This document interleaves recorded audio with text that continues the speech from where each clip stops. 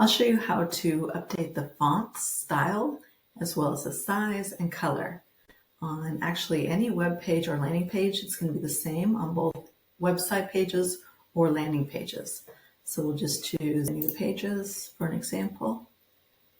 And then you'll see sections and settings. And we're actually going to be going to settings. From here, style guide. And if you roll down, you'll see the section fonts. And here, there's a whole selection of so many fonts to choose from. If you have a custom font, this video is not about creating a custom font. It's about choosing one of these, and then that's for the body. You'll choose a different one for the heading. So in Kajabi, you can have one for the heading sizes and one for the body size. So the body is everything that's this size, and the heading is everything bigger than that. So, for example, when I go to heading font,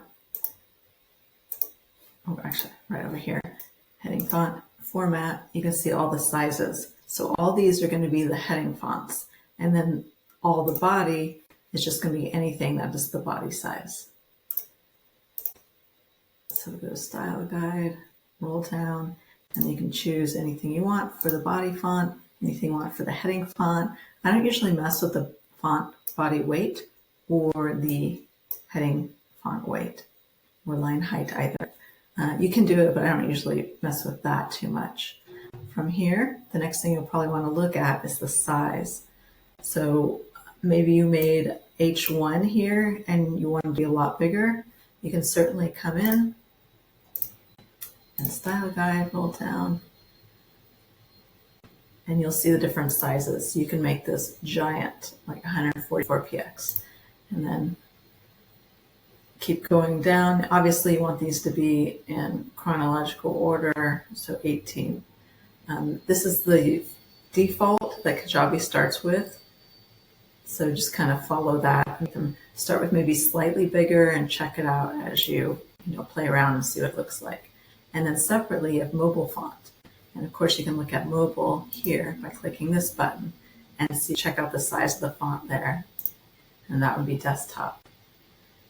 And if you roll down, roll up, then we can choose the color. So say that you have a white background and you want all the font across your website to be blue instead of black. The default is sort of a little grayish color. So you can come in here and change the heading, body, secondary color. And then placeholders are, if you have a form and there's like suggested like email here, that would be the color for that. So that's about it for fonts.